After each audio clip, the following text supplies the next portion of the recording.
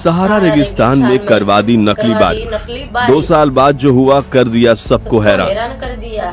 क्या हो अगर मैं आपसे कहूं कि इंसान ने कुदरत के सबसे बड़े चैलेंज को एक्सेप्ट कर लिया। सोचिए दुनिया का सबसे बड़ा और गर्म रेगिस्तान सहारा डेजर्ट, जहां रेत के समंदर दूर दूर तक फैले हैं, वहां अचानक बारिश होने लगे। क्या यह चमत्कार होगा या एक ऐसी गलती जिसे सुधारा नहीं जा सकता? हमने सोचा चलो रेगिस्तान को हरा भरा बना देते हैं। हमने टेक्नोलॉजी का इस्तेमाल किया, बादलों को बरसने पर मजबूर कर दिया और फिर जो हुआ उसने दुनिया भर के साइंटिस्ट की नींद उड़ा दी। चलिए शुरू करते हैं एक ऐसे सफर को जहां पर हम देखेंगे कि जब सहारा में क्लाउड सीडिंग की गई तो आगे क्या हुआ। दोस्तों, अगर आपके राज्य में भी नकली बारिश हुई है जैसे अभी राजस्थान में हुई तो कमेंट में जरूर बताएं। सबसे पहले सहारा डेजर्ट को समझते हैं। ये कोई छोटा मोटा रेगिस्तान नहीं है, इसका साइज लगभग यूनाइटेड स्टेट्स जितना बड़ा है। यहाँ दिन में टेम्परेचर 50 डिग्री सेल्सियस तक चला जाता है और साल भर में बारिश ना के बराबर होती है। लेकिन हमेशा से ऐसा नहीं था। हजारों साल पहले सहारा एक हरी भरी जगह थी जहाँ नदियां बहती थीं और जीवन था। क्लाइमेट चेंज की वजह से यह धीरे धीरे रेगिस्तान में बदल गया। यहाँ की जमीनें रेत और पत्थरों में बदल गईं। क्लाइमेट चेंज की वजह से यह धीरे धीरे रेगिस्तान में बढ़ता गया जिसमें पानी को सोखने की ताकत नहीं है। यहाँ सिर्फ वही पेड़ पौधे और जानवर जिंदा रह सकते हैं जिन्होंने इस कठोर माहौल में जीना सीख लिया, जैसे कैमल्स और कैक्टस। इस रेगिस्तान की हवा इतनी गर्म और सूखी है कि ये अटलांटिक ओशन के ऊपर से आने वाले बादलों को भी बारिश करने से रोक देती है। Cloud seeding. तो इस जलती हुई जमीन पर बारिश कैसे कराई जाए? यहाँ एंट्री होती है एक रेवोल्यूशनरी टेक्नोलॉजी की जिसका नाम है क्लाउड सीडिंग। आसान शब्दों में समझे तो क्लाउड सीडिंग एक ऐसी तकनीक है जिसमें प्लेन्स या रॉकेट्स के जरिए बादलों के ऊपर कुछ खास केमिकल्स स्प्रे किए जाते हैं। ये केमिकल्स जैसे सिल्वर आयोडाइड और पोटेशियम आयोडाइड हवा में मौजूद छोटे छोटे पानी के पार्टिकल्स को आपस में जुड़ने और भारी बूंदें बनने में ये मदद करते हैं। जब ये बूंदें इतनी भारी हो जाती हैं कि बादल उन्हें रोक नहीं पाता तो बारिश शुरू हो जाती है। यह प्रोसेस बिल्कुल वैसा ही है जैसा आप एक बर्फ के गोले को बनाने के लिए उसमें थोड़ी सी बर्फ से शुरुआत करते हैं और फिर वो बड़ा हो जाता है। साइंटिस्ट ने सोचा अगर यह टेक्नोलॉजी काम करती है तो क्यों ना इसे सहारा पर ट्राई किया जाए। ऑपरेशन ग्रीन सहारा। जब पहली बारिश हुई, इमेजिन कीजिए एक मैसिव इंटरनेशनल प्रोजेक्ट जिसका नाम है ऑपरेशन ग्रीन सहारा। हजारों प्लेन्स, अनेकों साइंटिस्ट और एक ही मकसद, सहारा को पानी देना। प्रोजेक्ट शुरू हुआ। प्लेन्स ने बादलों के ऊपर सिल्वर आयोडाइड स्प्रे करना शुरू कर दिया। शुरुआत में तो कुछ नहीं हुआ, लेकिन फिर इतिहास में पहली बार सहारा के एक बड़े हिस्से पर आसमान में काले बादल छा गए और फिर हुआ वो जिसकी सबको उम्मीद थी।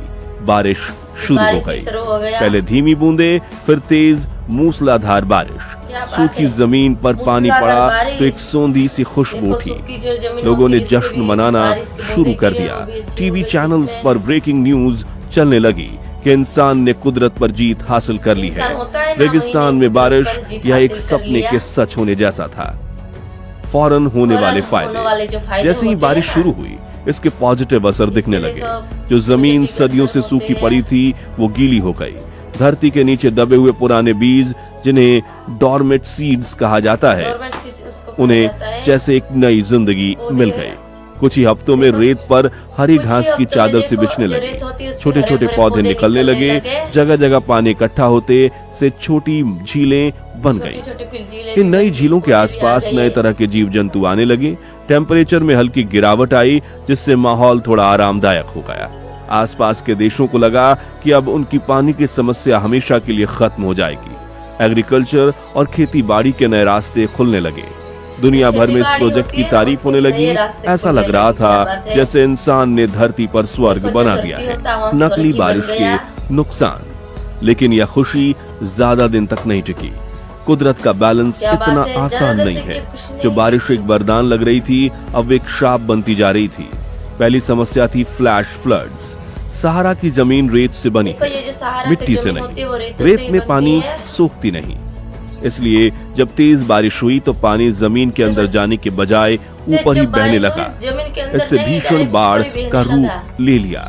पानी का बहाव इतना तेज था कि वो का। अपने साथ रेत और छोटे छोटे पौधों को भी बहा ले गया। दूसरी समस्या थी इकोसिस्टम का बिगड़ना। दूसरे सहारा में सिस्टम रहने का वाले बिगड़ना जानवर और इसमें। पौधे जैसे फेनेक फॉक्स और एडेक्स एंटीलोप कम पानी में रहने के आदी थे। अचानक इतना पानी आने से उनका नेचुरल हैबिटेट देखो, तबाह हो गया। अचानक पानी आने उनकी से जगह उसका दूसरी नेचुरल जगहों जो से आए होता है ना, नए वही जीव तबाह हो जंतु गए और इसमें। इनसेविव स्पीसीज ने ले ली, जिन्होंने वहां के ओरिजिनल इकोसिस्टम को बर्बाद कर दिया। जब पूरी दुनिया पर असर था हुआ, इसमें। सहारा में होने वाली इस बारिश का असर सिर्फ अफ्रीका तक ही सीमित नहीं रहा। इसका असर पूरी दुनिया इसका पर जो हुआ, असर होता है और वो पूरी भी दुनिया ऐसे पर जिसके पड़ा बारे था, में एक किसी ने लाख सोचा अफ्रीका तक में नहीं पड़ा था। इसमें। क्या आप जानते हैं Sahara desert Sahara Amazon desert rain forest के लिए एक लाइफ सपोर्ट सिस्टम का काम ये करता लाइफ है। सिस्टम का एक हर काम साल करता सहारा है। से उड़ने वाली लाखों टन रेत और धूल हवा के साथ लाखों टन अटलांटिक रेत। ओशन पार करके अमेज़न के जंगलों में पहुंचती है। इस रेत से फास्फोरस और दूसरे जरूरी मिनरल्स क्या मिल बात जाते है। हैं, जो अमेज़न की जमीन को उपजाऊ बनाते हैं। जब सहारा में बारिश होने देखो, जब लगी और सहारा धूल में उड़नी बंद हो गई बारिश तो होने अमेज़न को लगी मिलने और वाली यह धूल जो नेचुरल उड़ रही थी फर्टिलाइजर ना, भी हर बंद की हो सारी वही बंद हो गया। गया। इसका नतीजा ये हुआ कि बारिश हो अमेज़न के गया जंगल इसमें। कमजोर पड़ने लगे और वहां पेड़ पौधे मरने लगे। यह एक ग्लोबल पेड़ पौधे भी इकोलॉजिकल मरने डिजास्टर लगे। की शुरुआत थी। वेदर पैटर्न्स में बड़ा सही बदलाव। बात है। इतना ही नहीं, सहारा का देखो, ग्लोबल सहारा वेदर का पर जो भी ग्लोबल काफी होता है बुरा ना, असर पड़ता है। सहारा की गर्मी हवा के सर्कुलेशन पैटर्न को कंट्रोल करती है। उसकी हवा और ये गर्मी होती है ना, अटलांटिक वही भी ओशन में कंट्रोल बनने करती है। वाली हरिकेन्स की स्पीड और डायरेक्शन को भी प्रभावित करती है। जब क्लाउड सीडिंग की वजह से सहारा ठंडा होने लगा सहारा ठंडा तो ये होने लगा। सारे वेदर पैटर्न्स को डिस्टर्ब सही कर बात गया। यूरोप में मौसम अजीब तरह से बदलने लगा। अटलांटिक में आने वाले तूफानों का रास्ता बदल गया, जिससे अमेरिका के कोस्टल एरियाज में सही बात है। अनएक्सपेक्टेड तबाही आने लगी।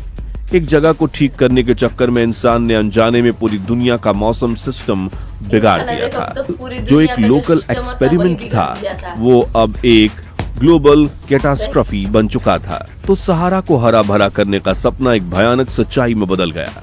इस एक्सपेरिमेंट ने हमें एक बहुत बड़ा सबक सिखाया। टेक्नोलॉजी और इंसानी एम्बिशन की कोई सीमा नहीं, लेकिन कुदरत ने अपने नियम बनाए हैं।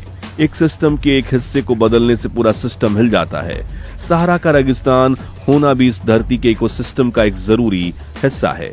उसका सूखा होना अमेज़न को जिंदा रखता है और उसकी गर्मी दुनिया के मौसम को बैलेंस करती है। इसका मतलब ये नहीं कि हमें क्लाइमेट चेंज जैसी समस्याओं का हल नहीं ढूंढना चाहिए, लेकिन हल ऐसा होना चाहिए जो नेचर के साथ मिलकर काम करे, उसके खिलाफ जाकर नहीं। ये कहानी हमें याद दिलाती है कि इस प्लेनेट पर हम सिर्फ मेहमान हैं, मालिक सही बात, नहीं। इसमें देखो, हम मेहमान आप हैं, क्या मालिक नहीं, सोचते इसमें हैं? तो क्या इंसान कुदरत के साथ इस तरह के बड़े एक्सपेरिमेंट करने के लिए तैयार रहे?